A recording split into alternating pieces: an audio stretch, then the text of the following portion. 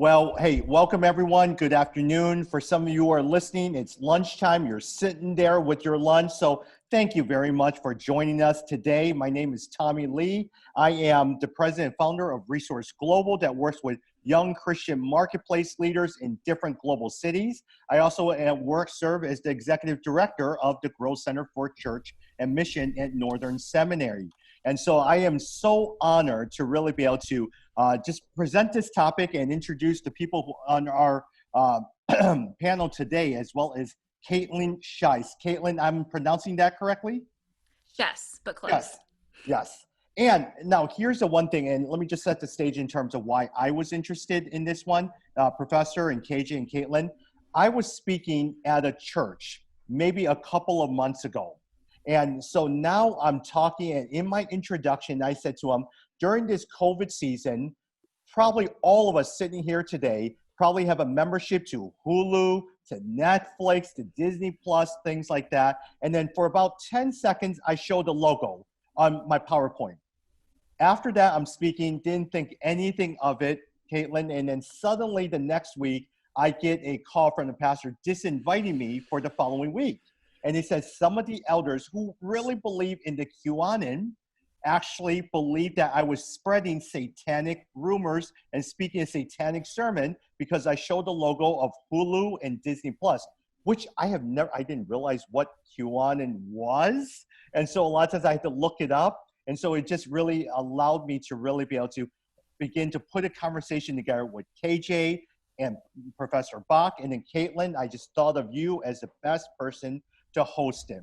And so Kaitlyn, I bring you in, you are a writer and speaker of the newest book called The Liturgy of Politics. For those who have not heard of it, please Google that. Look at Amazon. She did a wonderful job of writing on the liturgy of politics. Professor, I have the greatest amount of respect for you. Your most recent book, Cultural Intelligence, is just a very, very popular book, and you touch on a variety of different subjects, living for God in a diverse, pluralistic world. And now we have KJ Johnson, director of the C.S. Lewis Institute for Chicago, but more so a lot of times a dear friend, former helicopter pilot in the Marines. And so we tried to bring a variety of different insights. And as a result, Kaitlyn, I turn it to you. You needed someone who hadn't written a book. Yes. Yeah, but you're in the military, which means you might understand intelligence, which is a really good thing. Kaitlyn, I'm going to turn it over to you, Kaitlyn. Maybe. Yeah. So I'm going to just give a short introduction for anyone who's unfamiliar with QAnon, and then briefly introduce Dr. Bock and KJ and ask them some questions, including some questions that some people had sent in just in the last few hours, people who are watching. So QAnon is a diverse set of conspiracy theories, but one of the central claims is that there is a deep state cabal of powerful people, sometimes including things like child traffickers, Satan worshipers, that run much of global politics and media. The theory also posits that President Donald Trump was recruited by the military to fight against this cabal, and ultimately some kind of apocalyptic event will happen where they are defeated. This is a theory that initially grew on Reddit, via posts from this anonymous Q source, but within the last few months has become much more popular, or at least much more known by a lot of people. And a majority of Americans now know something about QAnon, some recent polls show. This theory is not just on the internet. In December 2016, it motivated a North Carolina man to storm a DC pizza restaurant with an AR-15 in order to expose a pedophilia ring in the basement when neither the ring nor the basement existed. It's also an especially important topic for Christians. Q messages frequently feature Bible verses, espouse concern for things that we share a concern for, like child trafficking, and tell a familiar story about, a powerful evil that is corrupting people, a global government, an apocalyptic event in which a savior will free people from this. So it's become increasingly clear that Christian leaders need to respond, and thankfully we have two brilliant thinkers with us today to sort out how we as believers can respond to QAnon in its various forms. KJ Johnson, who is already introduced, is the director of the C.S. Lewis Institute in Chicago, who also holds a Master of Arts from Trinity Evangelical Divinity School in Philosophy of Religion and Systematic Theology.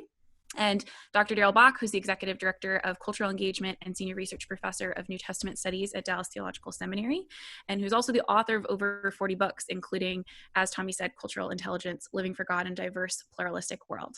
So the first question I just want to ask for both of you, starting with KJ and then moving on to Dr. Bock, can you just talk a little bit about kind of what QAnon is, anything you want to add to that description that I just gave, and why Christians should know more about it, why we should talk about it? Sure. Well, so I'm not active duty anymore. Let me just state that I retired in 2012. So none of my views represent the military. But it might be helpful to tell you my story, like Tommy did. I still have a lot of friends who are active duty, and I was marginally aware of what QAnon was, but only very marginally. I knew it was out there. I'd seen a couple articles posted, marked them to, oh, this should be interesting to read later on. Started having dialogues with people, and started hearing some very strange narratives being put out there in regular conversation just about politics. What I would call sort of red herrings or things from out of nowhere were being inserted into the conversation. And I wondered, where is this coming from? This has really it's a complete non sequitur as far as the thread of our dialogue was going. And another friend of mine who's still active duty sent me some information. There was a podcast the New York Times had put together, and I found it to be extremely helpful. And all of a sudden, it was like I had a decoder ring, and I understood what was being said to me. And the moment I became aware of that, it was almost like taking a bite of the apple. You know, all of a sudden you can't unsee or undo what you did. And a lot of other engagements I had with other people, especially family members, started making more sense or maybe new sense, because I understood what they were saying and why they were saying it. I don't know that they made sense, but there was a narrative to them.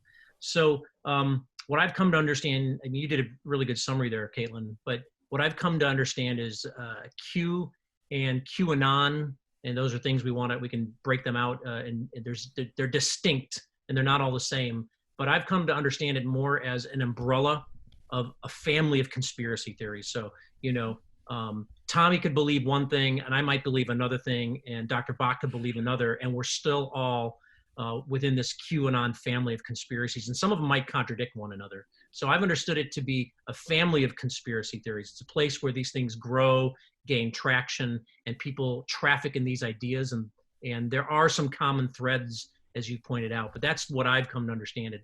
So it's really hard to try to pin anyone down on any one thing, because, you know, it's like making a claim against Christianity. Well, you Christians are narrow-minded bigots, et cetera, et cetera. Well, that's not what I believe. Well, maybe, you know, so we want to be very careful in this, I'd say, not to paint with too broad a brush, but it does concern me, because they are trafficking in things that are not necessarily true. There may be some facts that are correct, but I am concerned that it affects our witness as ambassadors of Jesus Christ. And Kaitlyn, I'll just add this. I won't say any more about QAnon per se, but let me give some context. One of the advantages of being old is what goes around comes around. And so I remember back in the 70s, when I was probably closer to your age, that there were things like the Trilateral Commission and things like that tied to the Rockefellers, et cetera. There was a whole, I mean, the plot's the same. There's a world conspiracy. Here are who the bad guys are. This is what they're planning and plotting. We need to be aware. We can't trust anything that's coming through at all, our culture, et cetera, because it's coming from these sources and we're being manipulated, and we just need to stay away and challenge it. So this is the deep state. If you listen to conspiracy theories across the decades, the deep state has been with us for a long time.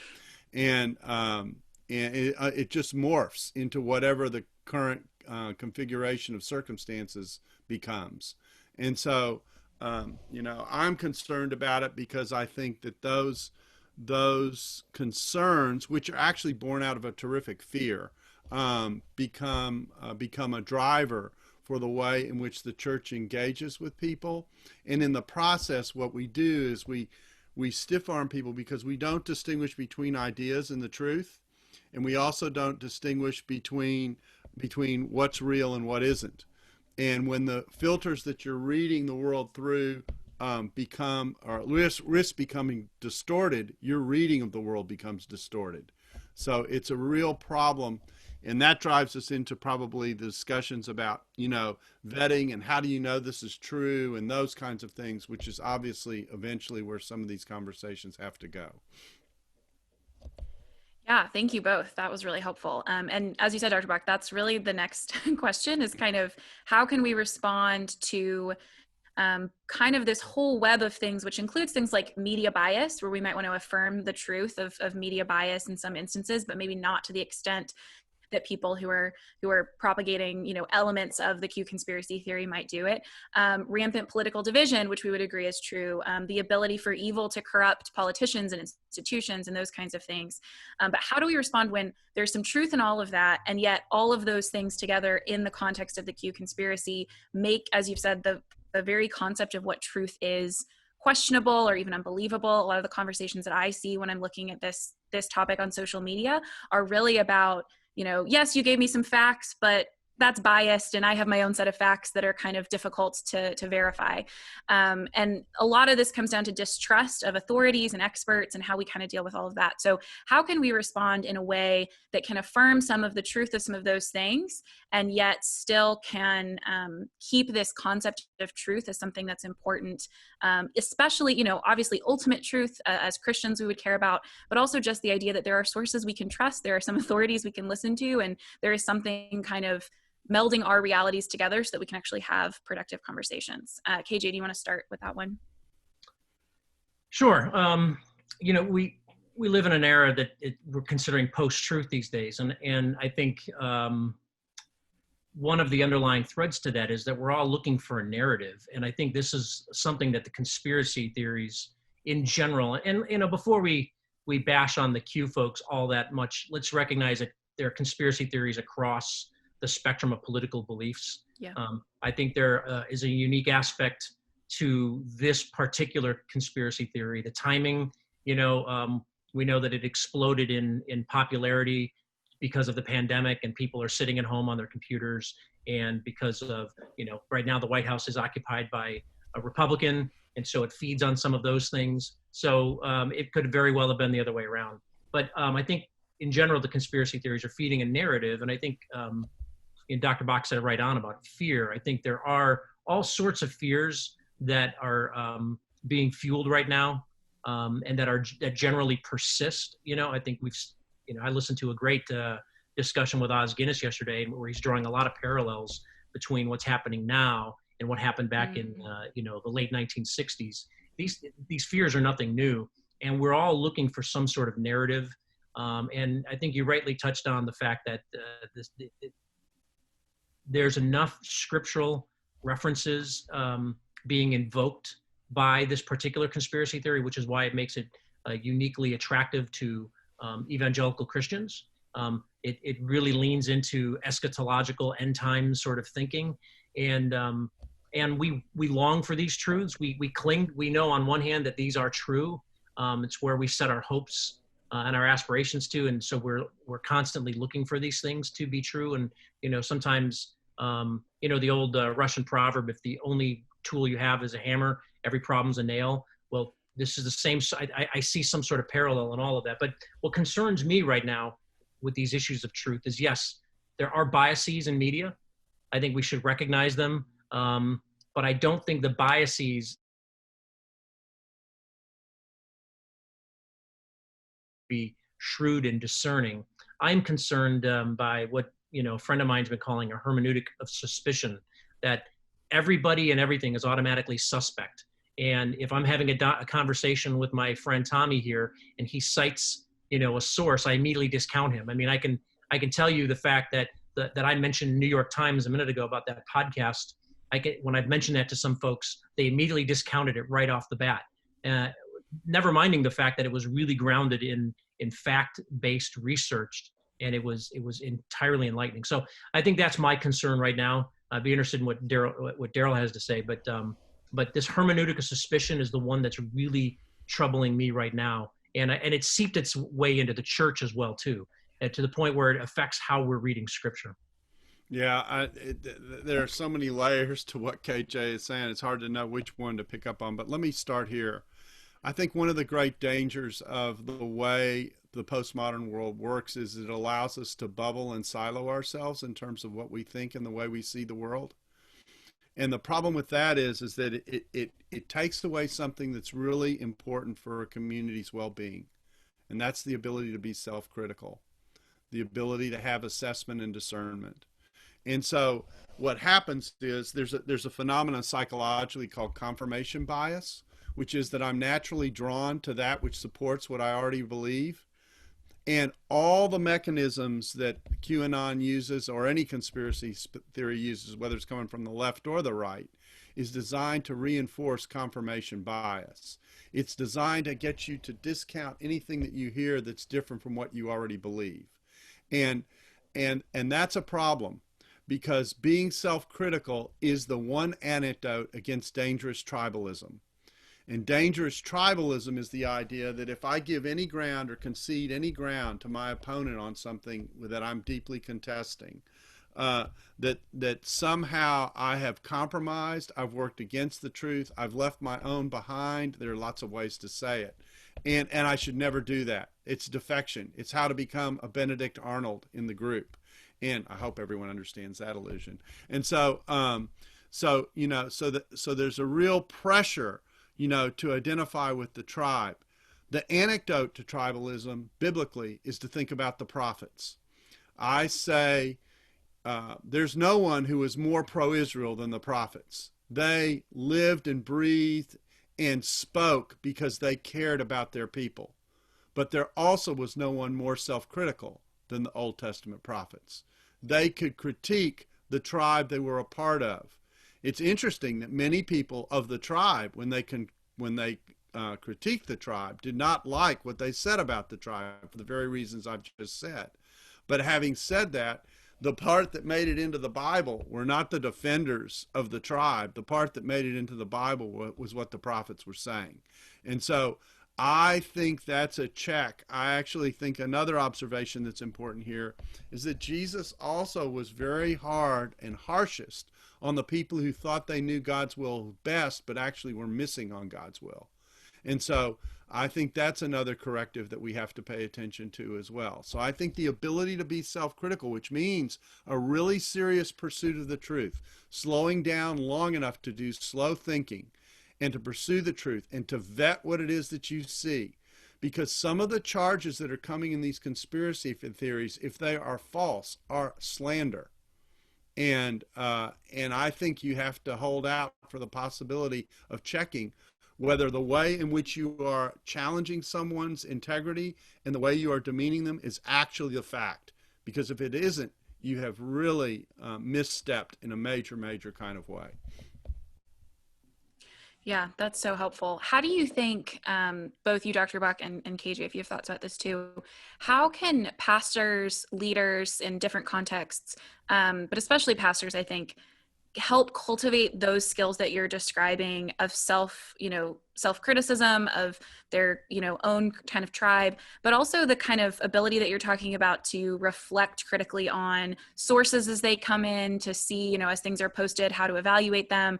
It seems like in our particular world, there's not a lot of voices that could really give those skills to people outside of their pastors and leaders. And so what could it look like in the church for us to help give people those skills or encourage them to cultivate those skills? Well, I think one of the things that we're wrestling with is what I call we're being machine gunned to death. And what I mean by that is that there's a new theory with a new twist coming at us all the time. One of the problems that we have in our world is we've got so much information coming at us. It's so many different angles. It's such a pace. There's no way to process it all. I was in a class yesterday talking about this in a cross-cultural ministry class, and I was talking to the students, and the question came, how in the world can I slow down enough in order to process everything that's coming my way? To which my answer was, if you're going to do it right, you just need to slow down before you speak. I mean, this is the slow thinking idea that I'm talking about, which means testing what's being said. And one of the things that can be tested are some of the claims that have been made by some of these theories and their approaches that have not come to pass. Supposedly, this is coming from an intel source who has inside knowledge. That's actually one of its attractions, because you can know the secrets, and everyone wants to know secretly what's going on. And so it's supposed to be a trustworthy source, but then when the things that are predicted actually don't happen, what happens is that gets forgotten, because the next machine gun bullet has come at you in terms of the way the conspiracy is working, and you forget that they missed on the last one. So I think just building a healthy awareness of the process by which this works, and also an awareness of where it doesn't come to fruition, is important. The reason I'm glad KJ's on this panel is because he has military experience. I don't have any. So one of the questions I have is, if this person is really in touch with intelligence, is he supposed to be sharing some of the stuff that he supposedly is sharing? I mean, there's a part of me that goes, that doesn't make sense to me in terms of whatever responsibilities that person would have to responsibly deal with the intelligence supposedly he has access to, he or she for that matter. So he, she, or they. Yeah, exactly. So that's actually a question I had for KJ, is whether or not just the very way in which this is set up already suggests in one way or another that there's something not quite right about the way this is being portrayed. Yeah, well, everything you just said, I've been thinking on this a little bit since, we spoke, Kaitlyn.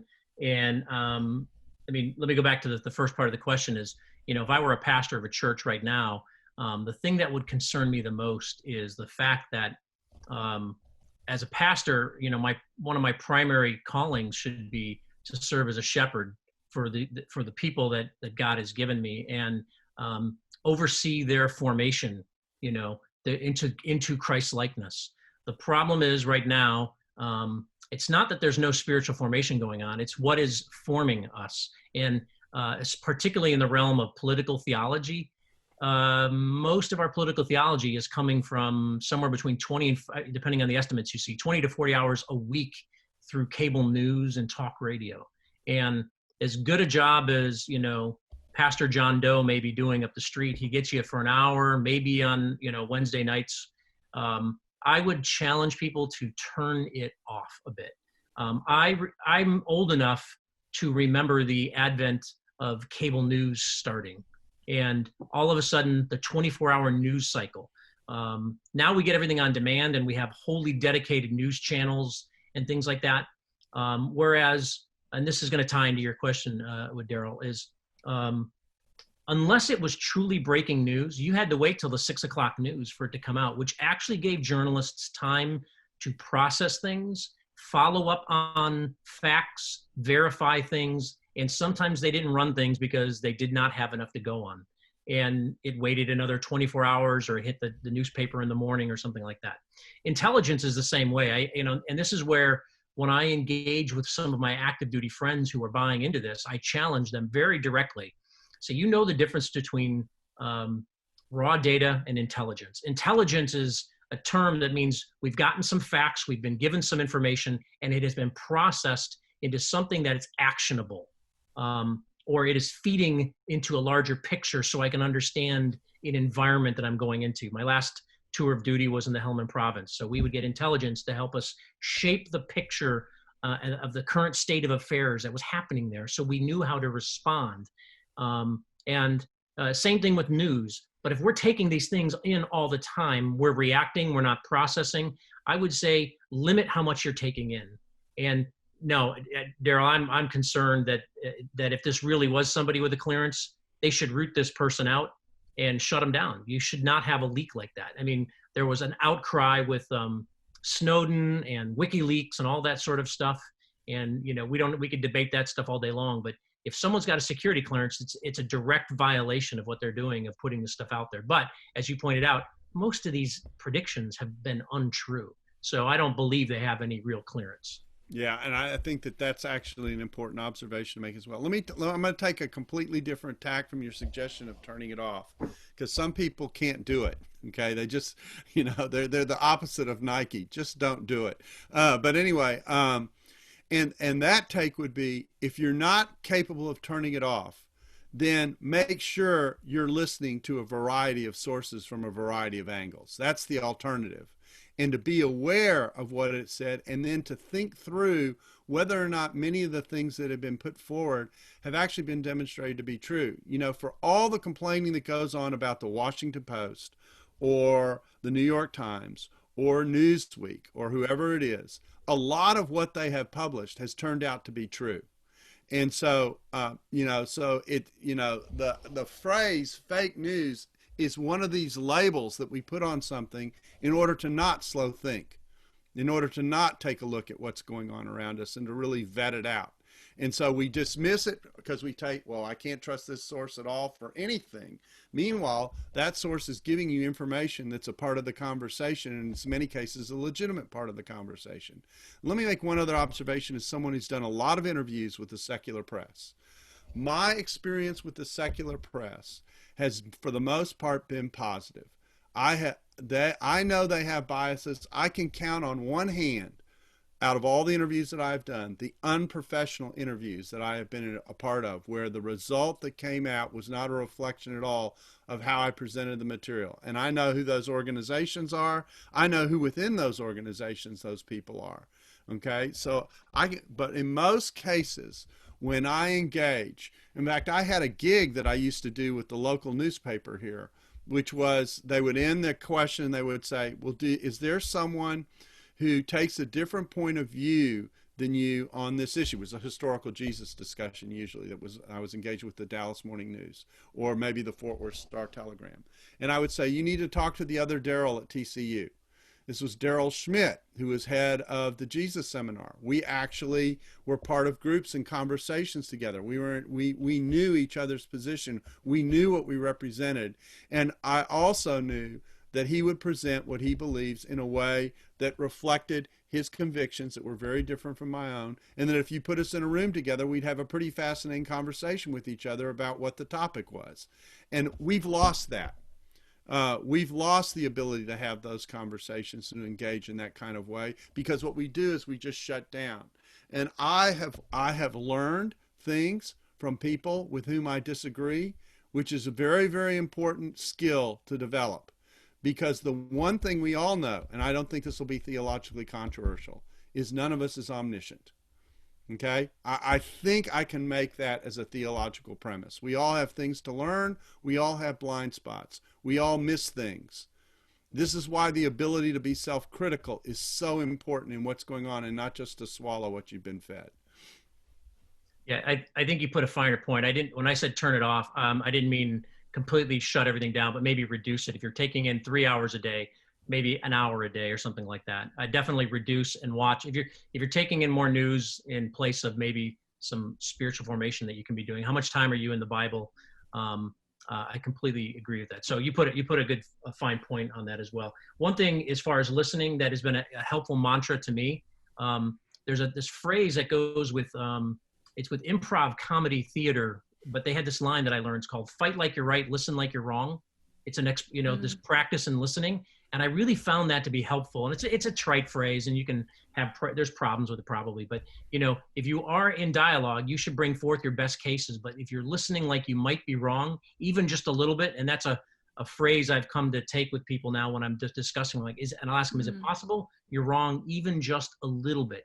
And if you are, wouldn't you want to know that? And that's why I would say, this is why I didn't mean to say that turn everything off, is, listen to a counter perspective. I used to read Christian books, and I'd read an Islamic book and then an atheist book. Or when I was reading politics, I remember back in the mid to late 90s, when I was really kind of getting to politics, I remember reading a book by Sean Hannity, and then I read a book by Al Franken, completely different, but I wanted very carefully to get different ends of the spectrum because I wanted to hear both sides of the argument.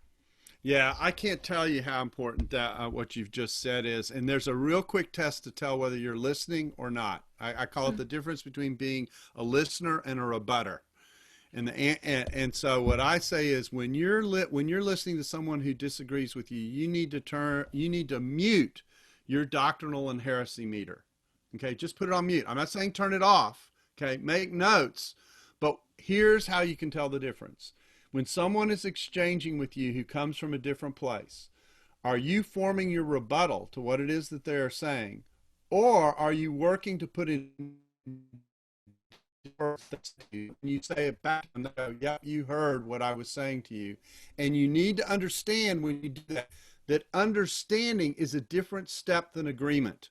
Okay? Those are two separate things. So I can understand someone and disagree with them simultaneously. And so when I do that and I afford them that space, I'm actually getting out on the table the things that we need to take a look at together in order to sort out what's really going on between us. And the hard problem in our society is we're all in pursuit of a common life. We have to live with one another as neighbors.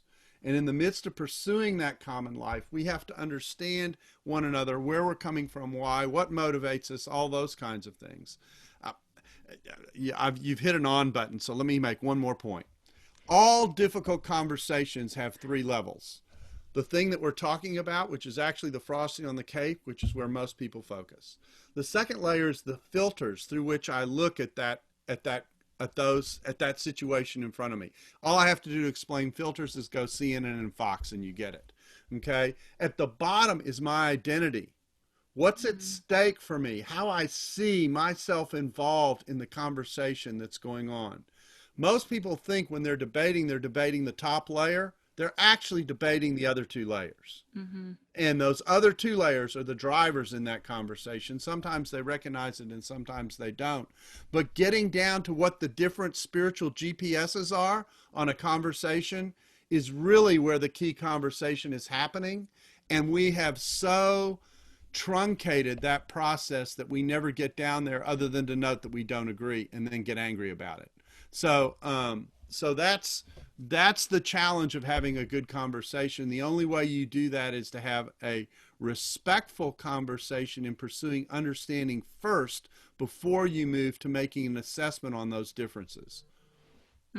That's really helpful, especially I think because I've had some of these conversations with people about QAnon or about other political issues, and you can see that the way people respond is not always because of this direct conflict between policies or ideas, but because something you have said or some position you hold really impinges on something in their identity or the primary community that they hold. And just putting more facts at that really deeply, kind of emotional identity level doesn't really get anywhere.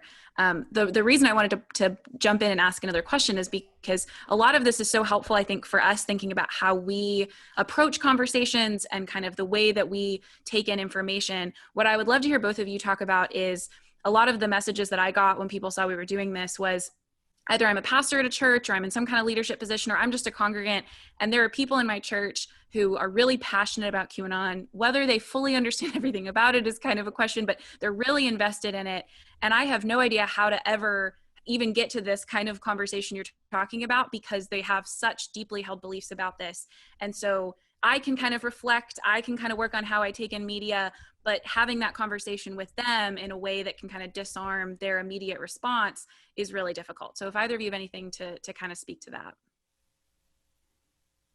KJ, you want to go first?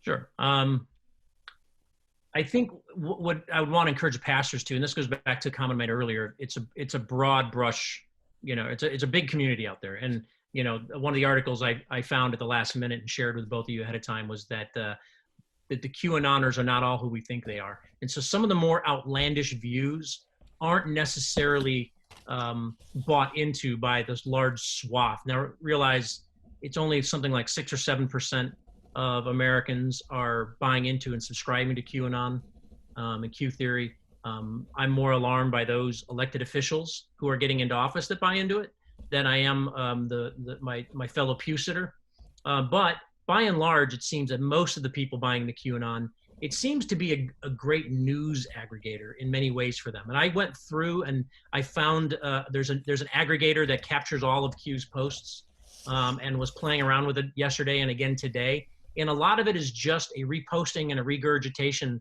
of other news sources, a Fox News or something like that. Yes, there are the more nutty ones inserted in there, but actually most of them were, and I'll just name them out there, and I'm not trying to take a position, but some of the biggest things right now because of the election are things going on with Hunter Biden and things like Russia and things that you will read in a mainstream news source. Those were being posted about and linked in, and in that sense, I don't think you got to be overly alarmed. It's when they start buying into the evil cabal of a deep state group of pedophiles that believe that some of these famous actors and politicians are in backyards sacrificing children and drinking their blood and stuff like that. To adrenochrome is a theme that keeps coming up on some of these, and I did find some very weird videos about those. But by and large, it seems to be a news aggregator. So I wouldn't get overly alarmed. I would focus on, you know, good political theology, trying to help folks learn what it means to represent Christ and be active in the political sphere and make certain political claims on life and things like that. So that would be maybe one way I would assuage the concerns. It doesn't mean everybody's going off the deep end on that. And when we say, you know, again, it's 6 or 7%, when you reduce it down, the article boiled it down to something like 2% or less of Americans are buying into the more nutty, crazy ends of QAnon. I think one of the challenges here is to acknowledge that people's motivation for connecting to these kinds of ideas often come from what I will call a good place or a decent place. They're legitimately concerned about things that they see in the world that they ought to be legitimately concerned about. And I think that we have to realize that people can hold wrong things for good or right concerns. And being able to sort that out in your conversation means that you're going to be asking questions rather than making statements oftentimes. And that one of the best ways to listen is not to come back with a statement, but to come back with a question that's trying to probe for what's your real concern here? Why does this bother you, etc. Surface that and then raise the question whether what they're seeing over here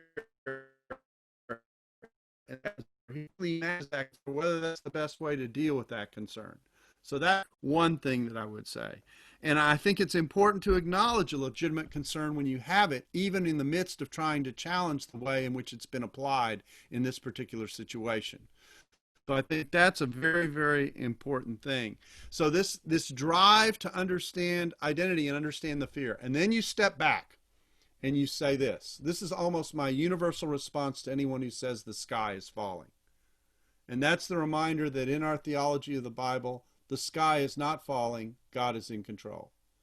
That the people of God have been able to function in any context in which they have found themselves, whether they've had social political power or not.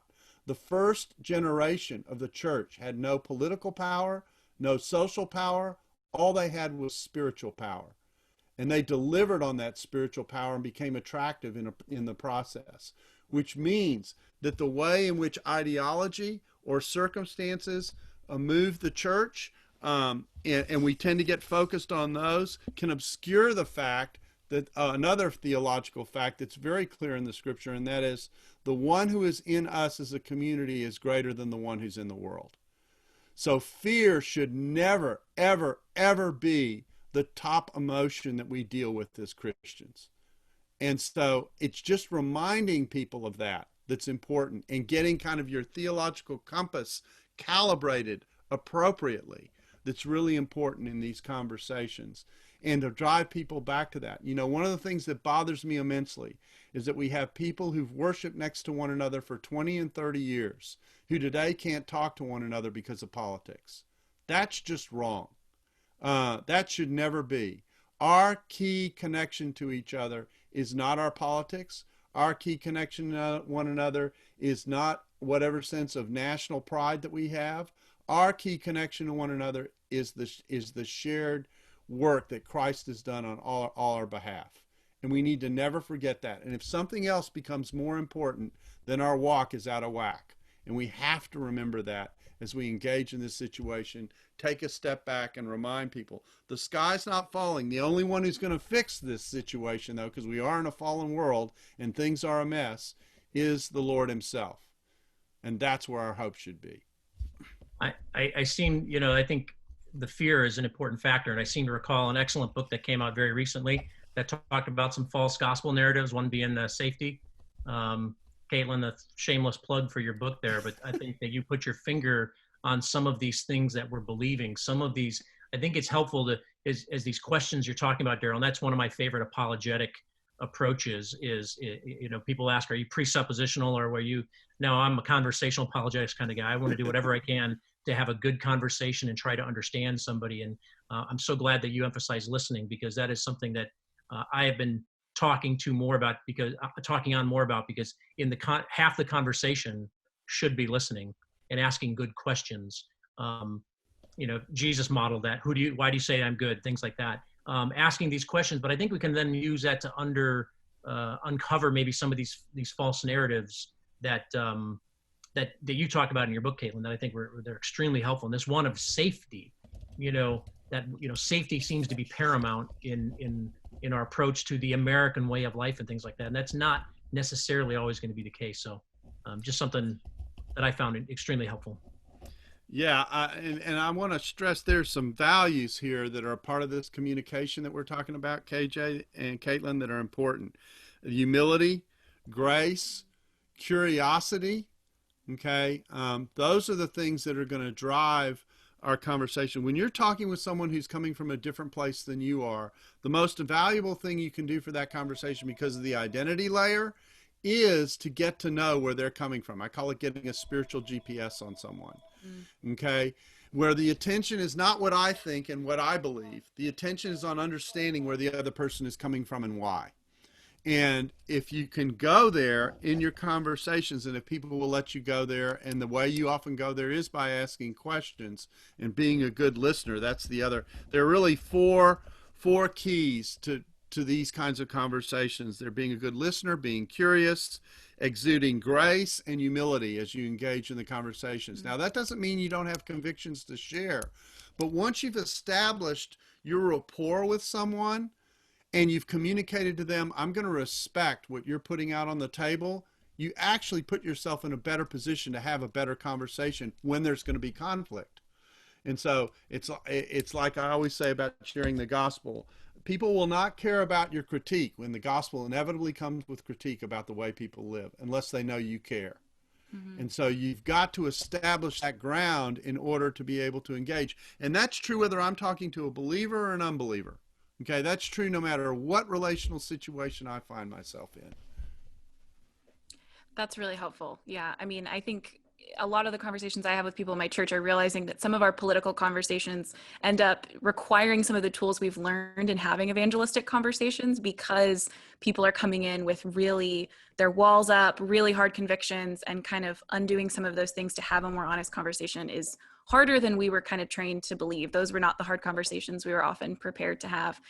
One of the questions I'd like to hear both of you respond to, these are great resources and kind of tools for us to use in one-on-one conversations with people. Part of what has made QAnon so widespread online is because of the format that it comes in originally on Reddit, and now really kind of taking over. There's been all these conversations about how Facebook and Instagram can respond to fake news, or especially to conspiracy theory groups and stuff like that. So a lot of this, I even saw an article that called QAnon a digital evangelism, because that was the way that a lot of QAnon supporters would be kind of finding a softer in for people on social media and then getting them deeper in.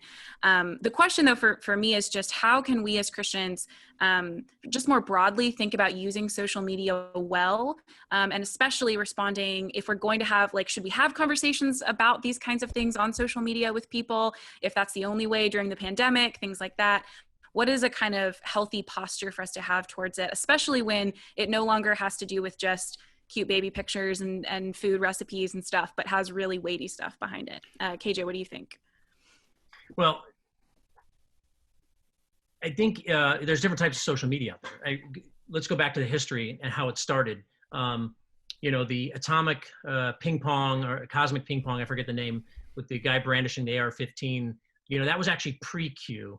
It happened in 2016. Q didn't drop their first post till October of 2017, but that definitely fed into the narrative and was a precursor to Q. But they gained traction on these other alternative boards, is what, kind of posting boards, like 4chan, 8chan, 8kun. I don't understand what all these mean anymore. But the thing there is you can be completely anonymous, which is where the anon part comes from.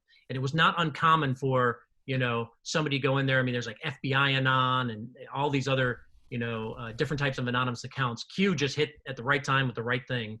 And I will automatically be suspect if I don't know the identity of someone. So the more mainstream social media platforms like Facebook and Twitter and others that are out there, Instagram, that make you verify your identities, will, for me, automatically carry a little more credence. Now, of course, people parrot and echo a lot of things without fact checking them. That would be the next step. But if something is coming from any one of those other boards, I'm just going to discount it right off the bat, because I don't know where it's coming from and I don't know who's putting it out there. It doesn't mean it's automatically wrong, but I would prefer for it to come from someone I know if they're sharing it. So that would be the first thing. And then also, just sort of like with the news, I have found myself going from somebody who'd been largely politically apathetic over the past 10 years, and that's probably, one of my own things I've had to wrestle with, to being highly agitated. And politics does not normally agitate me, but in the last 6 months, it has really gotten under my skin to the point where I've had to put the crack pipe of Facebook down and walk away for a little while and take a break, because I just got to tell this guy something. So I would want to moderate my intake of these things, because I don't want to develop these habits, and I have to ask myself some questions. There's lots of great things about, what am I posting? Am what I am posting truthful? Is it helpful? Those sorts of things. But really more after a while, I was having to ask myself, what's it doing to me? I have to watch what it's doing to me, my character, my disposition, and I was getting crankier and more agitated in general life. That's just maybe a little bit of a personal reflection on how I've done it. Yeah, amen, KJ, on what it does to us. And then whenever you post out of an anger or frustration, you probably should take 5 deep breaths, get a good night's sleep, enjoy a good sporting event, and then think about doing it. I mean, it's just, and I think that one of the challenges here that you're dealing with, social media is the wild, wild west. You cannot control what goes on social media. Your post is not going to turn the corner for social media. You need to realize what you can and can't do on social media. Now, granted, a really good post that gives people pause can be a really good thing. I'm not saying that.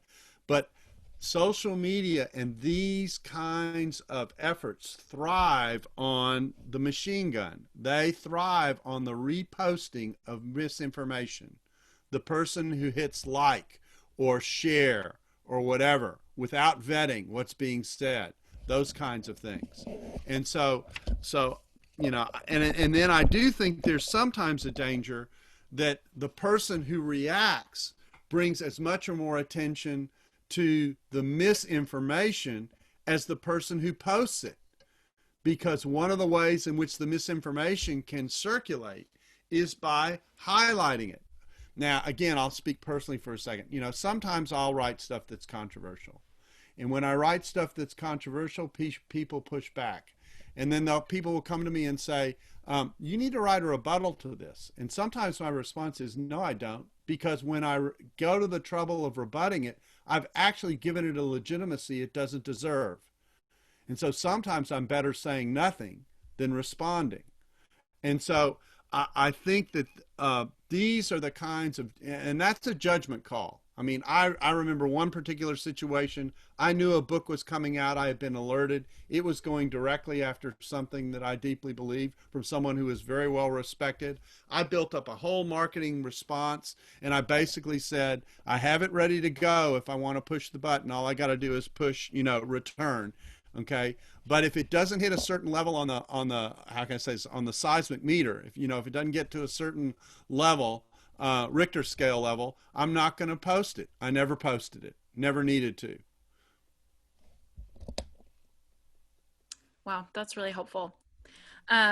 Another kind of element that we have talked a little bit about, but I haven't asked directly about, that I think is important, is, as I mentioned earlier, QAnon proponents will use religious language, Bible verses. There's been multiple articles that have come out recently about why Christians, particularly evangelical Christians, might be more susceptible to this, or at least are more well represented when it comes to how QAnon is portrayed.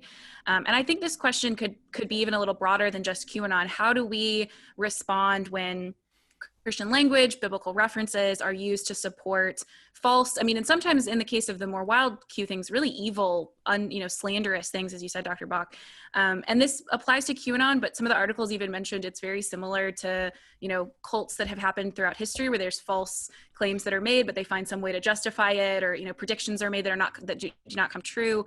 How do we respond when not only are there things we really want to affirm, as we've talked about, things like, yes, there is media bias, yes, there's, really corrupting influences and institutions, but when there's distinctly Christian ideas and references and Bible verses that are used, how do we respond in a way that protects our witness, in a way that allows us to interact with even fellow Christians who might support this because it has that kind of language and references?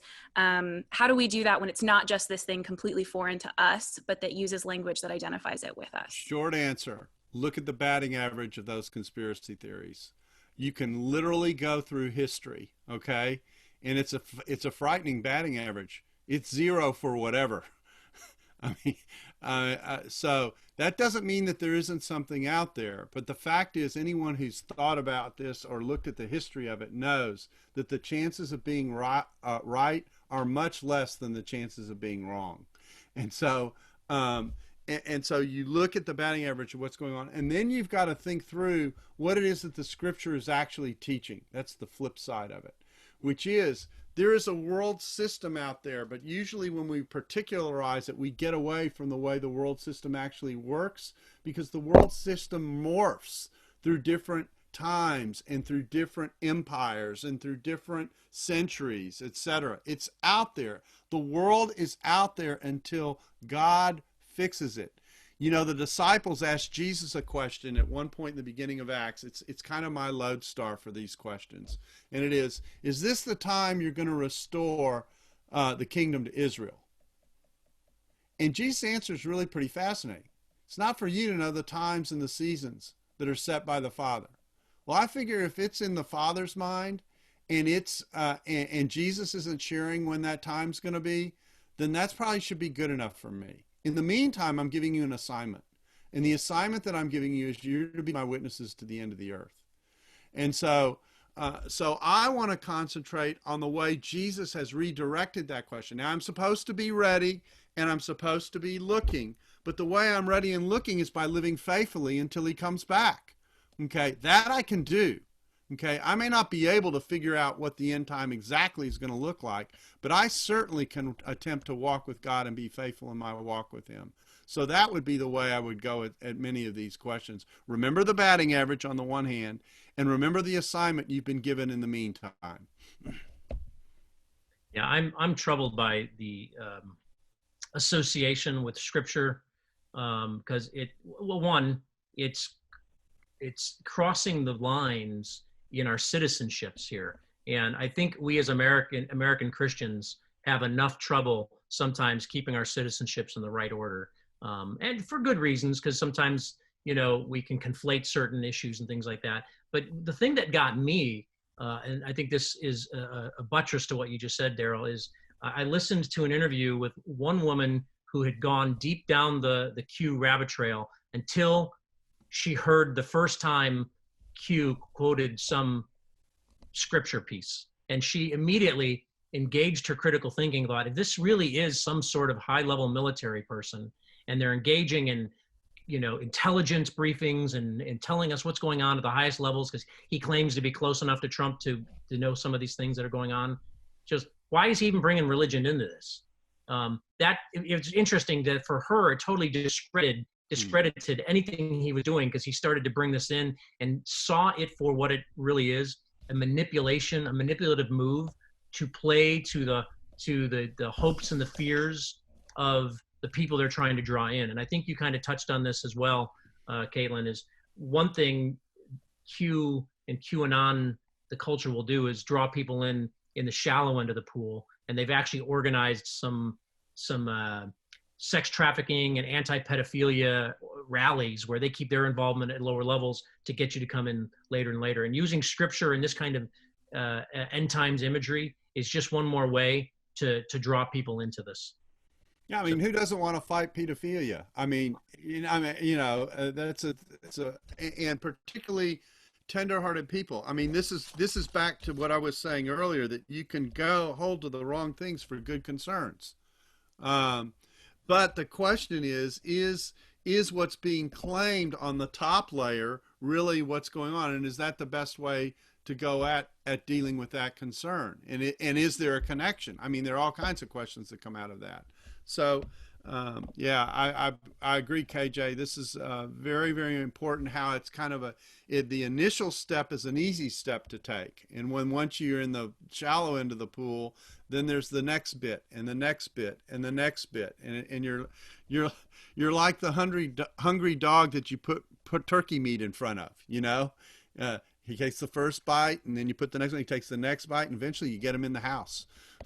Yeah, and your comment earlier about the layers, I mean, we have to remember that if at that bottom layer is the identity of who we are, and if we start going at people for these beliefs, we're in some way attacking at the core of who they see themselves to be. And so I think listening and questions are great ways to draw these things out, and they're non-threatening ways to do this as well, because hopefully they'll start to see some of the inherent contradictions of what they're doing. And then also you can peel some of these layers out, maybe separate some of these scriptural biblical imagery from the political stuff.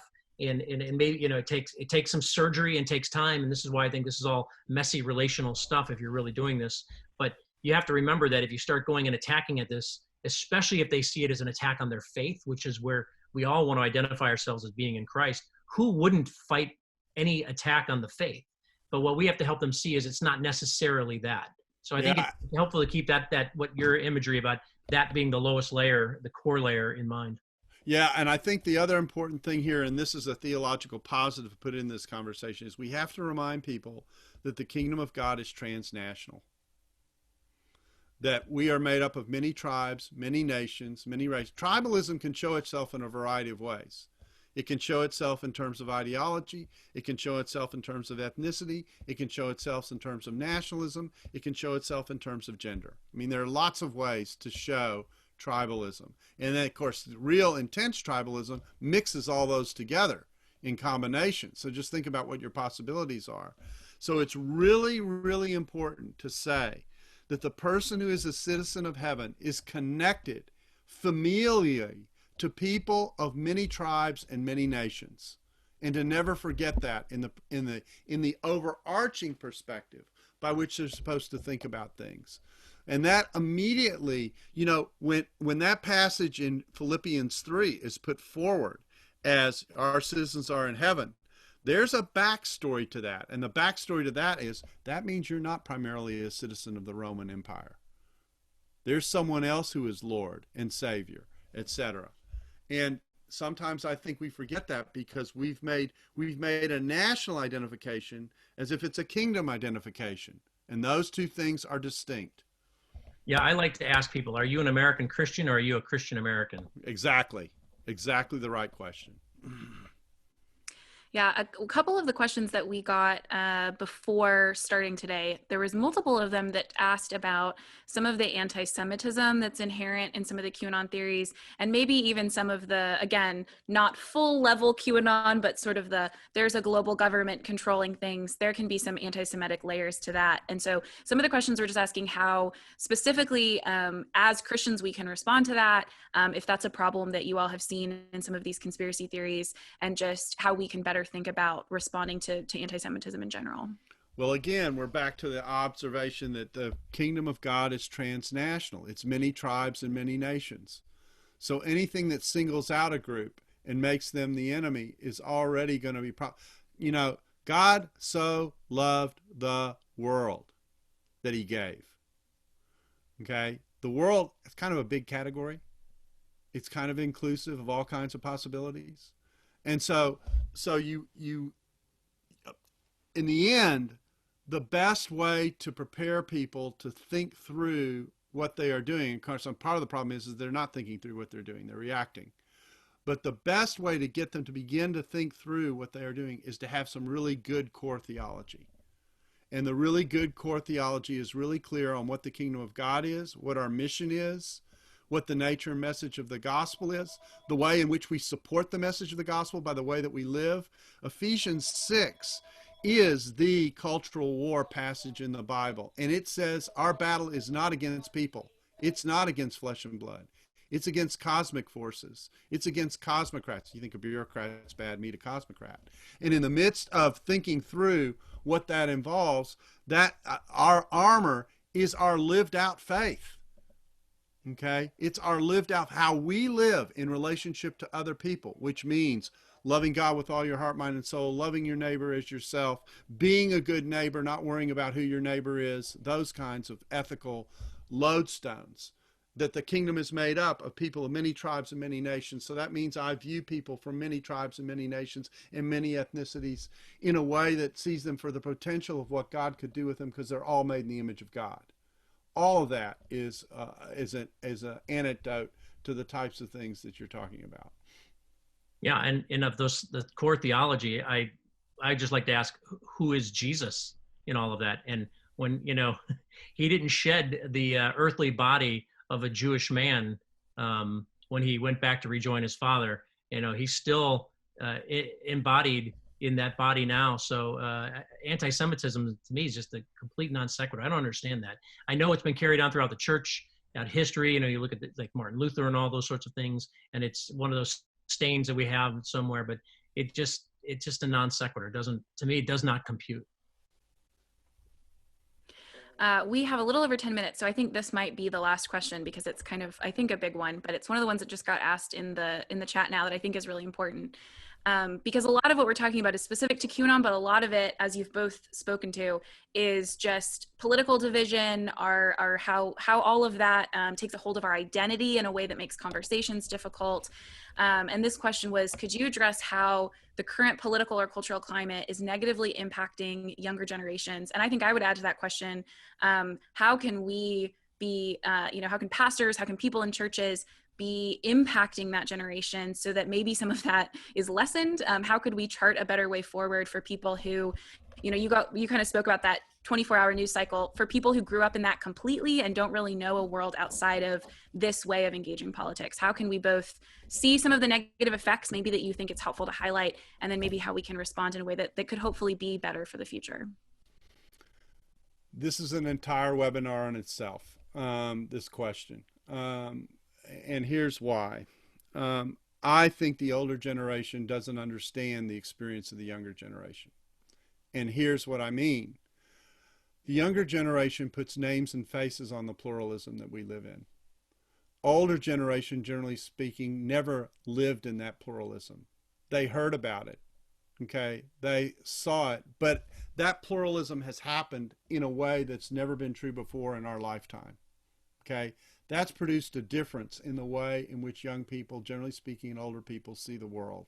And that's a communication problem. So my plea is, older people need to do a better job of listening to younger people and what's motivating them in the direction that they're motivated.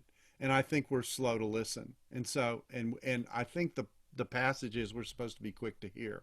So that's the first point. The second point I'll make is this, and that is that hypocrisy kills the faith.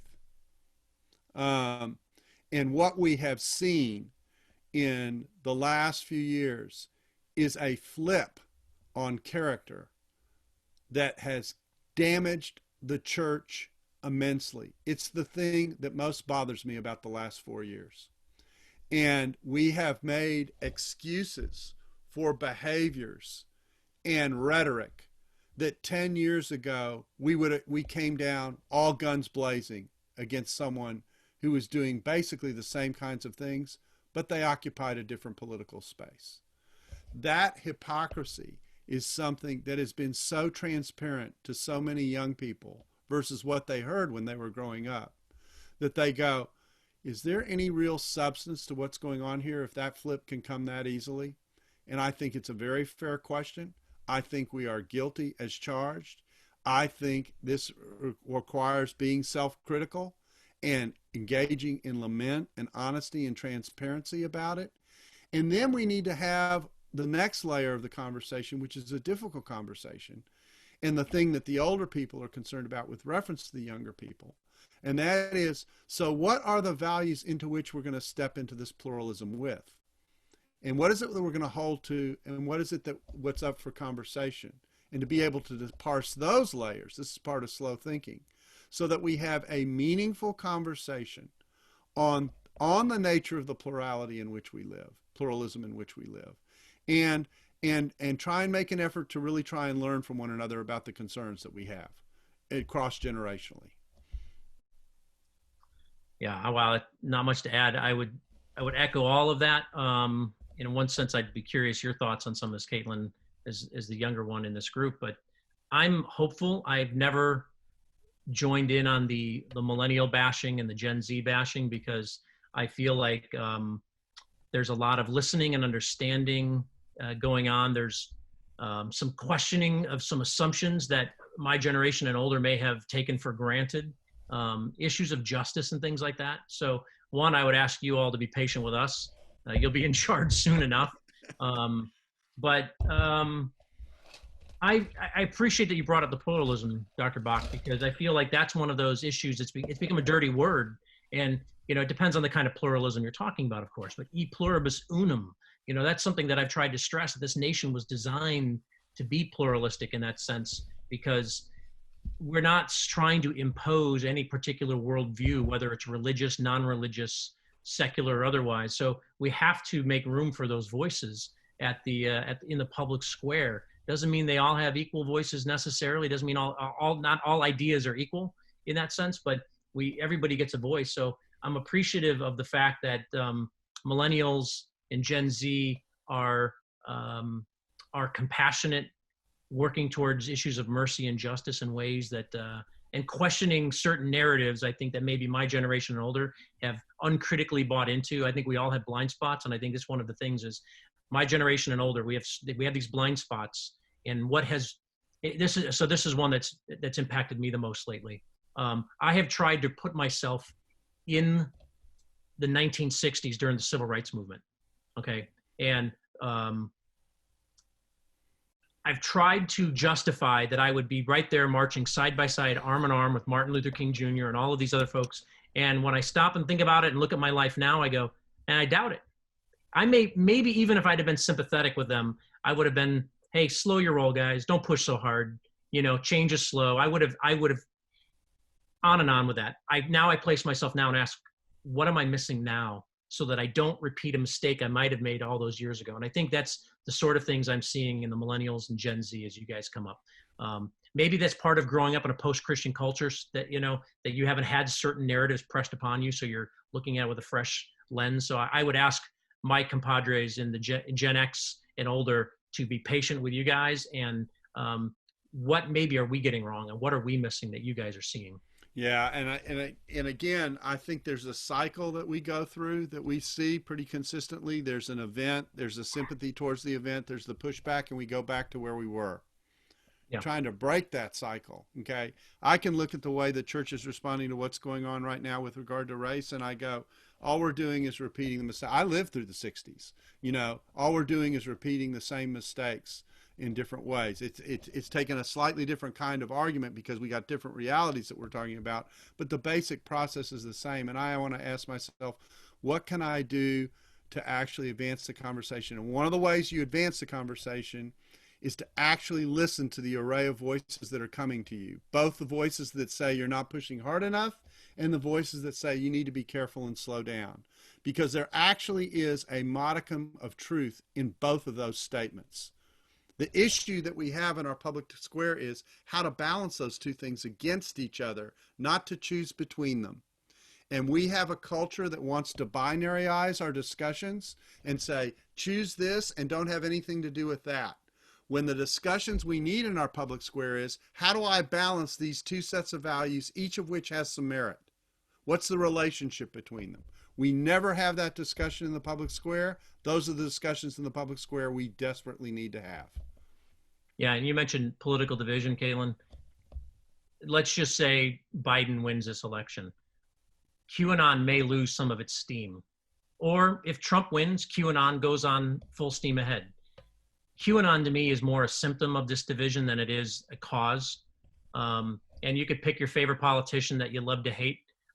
They're more feeding into, I wouldn't place the cause in any one of them. I think it's something Simon Sinek said recently. We get the politics we deserve in some ways. I think we need to take a cold, hard look at our own hearts moving forward, because QAnon will fade at some point, but the division will still remain. And I think if we, as Darrell said before, you know, that's not, the politics is not our primary binding communal, you know, bond there. It should be the fact that we're brothers and sisters in the communion of saints. And so let's focus on that, because I think that's the deeper issue in this, is that we got to look at this political divide that is affecting the church. And so today it's Q, tomorrow it could be something else. It was the Trilateral Commission in the 60s. What goes around comes around.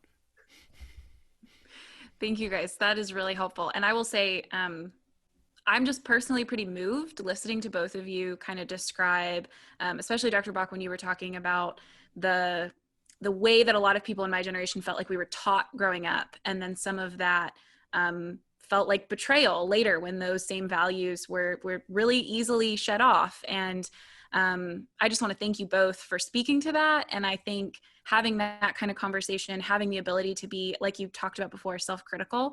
I have found that people in my generation are so hungry for people to be honest about their own faults, and especially their historical faults, for the church to be honest about ways we have failed in the past. And that's actually more attractive than covering up those things for people who are really concerned, as my generation often is, for authenticity and kind of feeling like people are being real with us. So thank you both for that. And thank you so much for your thoughts about Q. And as I think that's just such a great way to end from both of you, that this is a symptom, not the main problem. There will be others in the future. And there are lots of other, as you've mentioned, conspiracy theories that we haven't even dealt with that fall all along the political spectrum because of the silencing of social media, because of how consuming our political identities are. And so I just really think this will be helpful for people in addressing Q and addressing lots of other things in the future, especially in their churches and their families and communities. Tommy, is there anything you want to end us off with? No, Kaitlyn, thank you very much. Everyone, thank you so much for joining us during your lunch hour. This recording will now be uploaded at YouTube. I'll send you guys all a link. And we try over at the Growth Center for Church and Mission at Northern Seminary, we try to do a different event every single month. And so later on in a couple of weeks, actually November 6th and 7th, we are doing a 24-hour global church forum where we hear from ministry leaders and marketplace leaders from folks in Ghana, South Africa, Europe, Indonesia, Singapore, Malaysia. So please join us. We're going to do it for 24 straight hours. From that point on, in December, we're going to have two different events. We're going to have one on human trafficking and just the problems with human trafficking during COVID. And also David Kinnaman, president of Barna Group, will be coming on and looking at the state of the church and their research around that. So I will send you more information about that. And Professor, KJ, as well as Kaitlyn, thank you so much for your time. Thank you. Our pleasure. Problem. We didn't even get into Area 51. Unfortunate. Thank you, everyone. Have a good day.